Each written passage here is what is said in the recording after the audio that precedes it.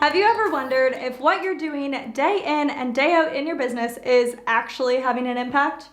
Maybe you're looking back on the past week, month, or year and feel that you don't have anything to show for all those crazy long and dangerously caffeinated hours that you spent hunched over your laptop. You see others in your space achieving the success that you've hustled so hard for and wondering when will it be your time for your moment in the sun. Success looks so different to so many people, but there's one thing I believe holds true for every single business owner or entrepreneur, and that is the need to measure our success. We have to decide which stats or metrics will be most meaningful to what it is that we're trying to achieve and then commit to tracking them faithfully. Unless you have a crystal ball, there's really no way to know if something will work until you just dive in and try it on for yourself. But trying new things is really only beneficial if you have a way to see if they actually worked. Back when I was still a one-woman show, I legit so looked forward to my Monday mornings because I knew that was the day that I would sit down and track everything in my business. Even once I had hired my first assistant and could have handed this task off, I still held onto it myself for quite a long time. Why?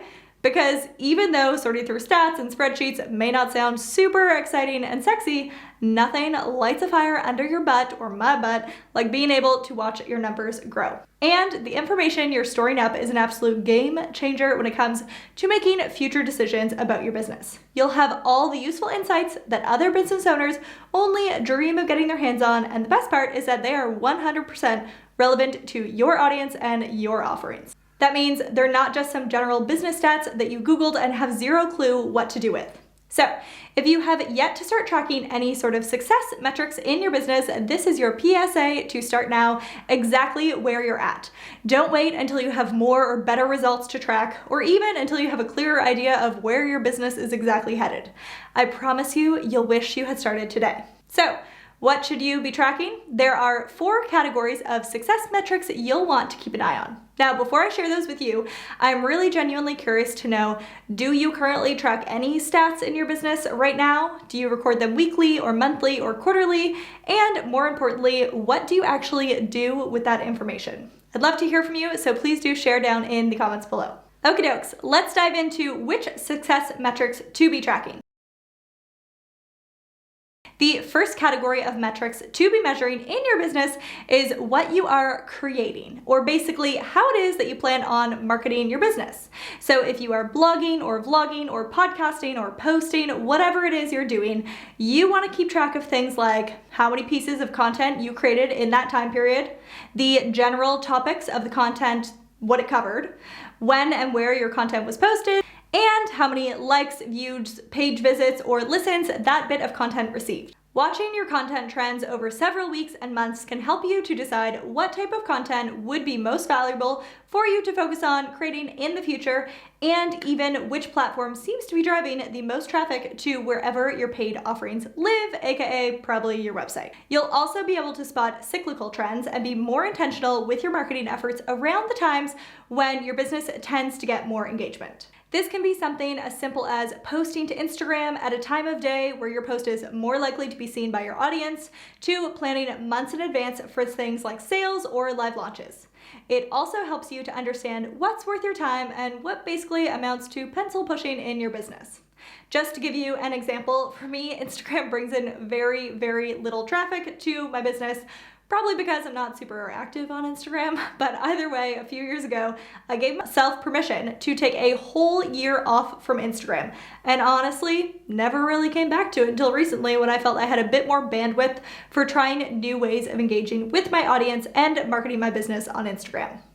Having months of stats to look back on helps you confidently decide whether to double down on something or just ditch the strategy altogether. Another thing that falls under this what you create category is any paid advertising you plan to do, such as Facebook ads, Google ads, or promoted pins. We find that our paid promotions tend to have a bit of a life expectancy, and that if left for too long, the cost per click or cost per lead generated starts to creep up and up. So tracking your results and any tweaks you've made to your campaigns lets you know when it's time to ramp up your budget or when it's time to hit pause on the spending. One of the last important bits of this what you create category is the general content that lives on your website. So you'll want to check in frequently with stats like your domain authority, that is how much search engines view you as an expert on a topic, your monthly site visitors, both new and returning visitors, and also your conversion rate. How many of those visitors are actually taking the action that you hope they would on your website. And exit pages, or where on your site you tend to lose people the most, or they click the back button to the browser. If you want a list of website stats to track and how to track them, check out my post, How to Set Up and Use Google Analytics for Your Squarespace Site. I'll pop that link in the description below. Even if you are using a different platform for your website, the steps I share for finding and tracking your stats using Google Analytics should be pretty helpful for you getting started. So that is category number 1 of success metrics to be tracking. The second type of success metrics to be tracking in your business relates all to what you sell. Tracking your sales is great for more than just seeing whether you've hit your revenue goals for that quarter. It can actually be the easiest way to spot when something isn't working on your website. Building a sales funnel is a complicated business, and all it takes is one broken link to seriously kill your conversion rates. Without tracking how many sales are coming in and where they're coming from, you could be losing sales for months on end without even noticing it. And without a peep from the frustrated customer who just got moved along to someone who did have a working website. Tracking revenue is important, but it means nothing if you aren't also tracking your expenses. So be sure to create a tab on your spreadsheet for your monthly profit margins to get a real feel for how things are going and whether things are on the up and up or whether maybe your business is turning into a very expensive hobby. If you offer refunds, be sure to track those too, but not just how often they happen. Consider hopping on a call with customers asking for a refund, because even though some of them are truly just suffering from buyer's remorse, there's actually also a lot of great insight to be shared about how you can improve your offering and hopefully get fewer refund requests in the future. Okay, let's move along to category number 3, and that is tracking stats related to who you serve. This can be tracking subscriber and follower growth and how and when they tend to opt in and engage most with your business.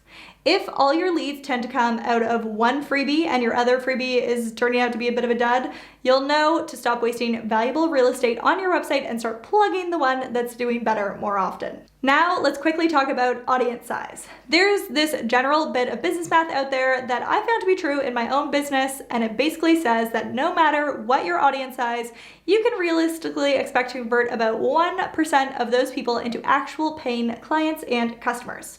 That's a drastically different result for a business that has 1K followers versus 10K followers. But is bigger always better? I recently went through my email list and did a massive cold subscriber cleanup. What is a cold subscriber?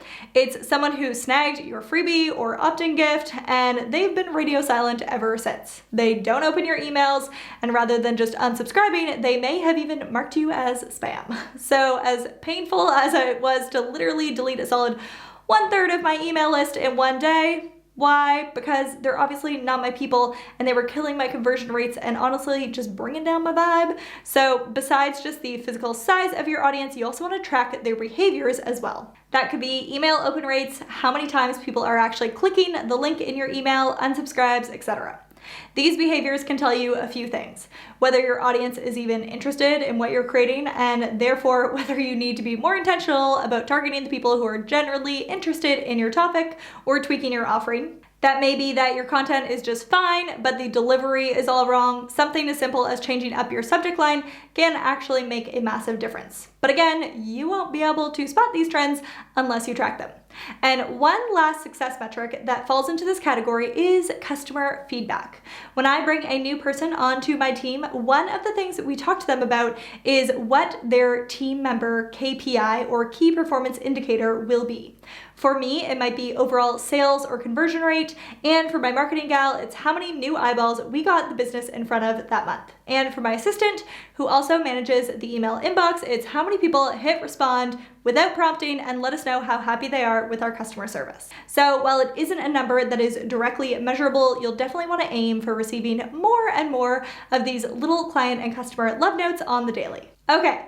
One last category of success metrics to be checking in on. Any guesses what it might be?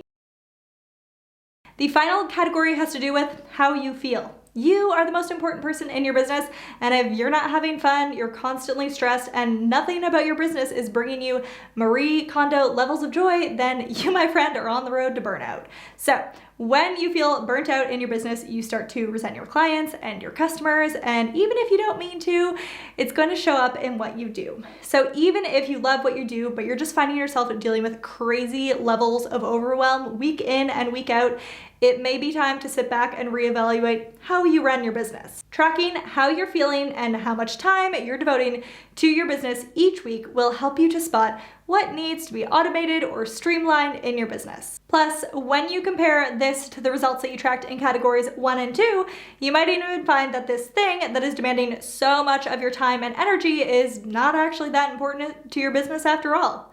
Tweaking your strategies and processes isn't just about money either. It's also about finding out the way that you like to work and how your business can support the lifestyle that you dreamed of having when you decide to ditch your cozy 9-to-5 and become your own boss. I love what past Square Secrets and Square Secrets business student Mariana Durst said when she shared her feedback shortly after taking the courses and starting her successful web design business. She said that the level of satisfaction I have with what I'm able to accomplish and how I'm able to serve my clients is through the roof. I built my business from the ground up to support my lifestyle and my big picture dreams. Square Secrets and Square Secrets business were instrumental in making that happen. I show up to work feeling fully supported and completely confident that I can serve my clients from a place that feels more like self-care and less like hustle. I take 4 months off a year and I'm working on making it 6 months off in 2020 while still meeting my financial goals. So while checking in on your business, be sure to check in on the person behind the business to make sure that this thing is serving you and your life as well. So I hope this video gave you some ideas of what you can start measuring in your business to be sure that you are on track to achieving your own version of success for whatever season of business that you're in. If you're not sure if you should be tracking something, record it anyways, and then after seeing the results of a few months, you can decide whether that metric is actually meaningful to what you do and if you need to keep tracking it. If you found this video helpful, be sure to let me know by hitting that like button. And for more helpful resources for building and running a successful online business, don't forget to hit subscribe and tap the little bell button to be notified when new content drops every single week. Wondering what to watch next? Check out these videos too.